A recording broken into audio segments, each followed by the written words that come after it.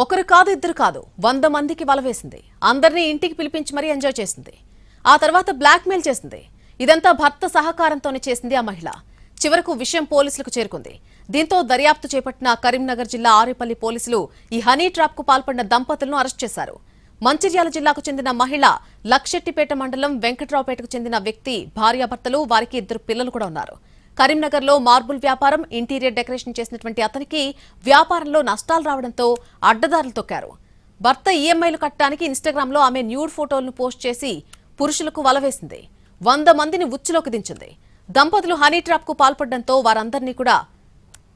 వారిద్దరిని కూడా పోలీసులు అరెస్ట్ చేశారు. తన భార్యతో సన్నిహితంగా మెలిగిన దృశ్యాలను బెడ్రూమ్లో సీక్రెట్ గా ఉంచినటువంటి కెమెరాలో రికార్డ్ చేశాడు సదరు వ్యక్తి. ఆ తర్వాత ఆ వీడియోలను చూపించి బ్లాక్మెయిల్ చేసేవారు దంపతులిద్దరు. ఇలా మోసపోయిన ఒక వ్యక్తి 14 లక్షల రూపాయలు సమర్పించుకున్నాడు. మరొక వ్యక్తి 5 లక్షల కోసం మరొక వ్యక్తిని వేధిస్తూ ఉండేసరికి పోలీసులను ఆశ్రయించాడు. 3 ఏళ్లలో 100 మందిని బ్లాక్మెయిల్ చేసిన దంపతులను పోలీసులు అరెస్ట్ చేయడం జరిగింది. భార్యాభర్తల హనీ ట్రాప్ బాధితుల్లో వ్యాపారులు, యువకులు ఉన్నారని పోలీసులు తెలిపారు.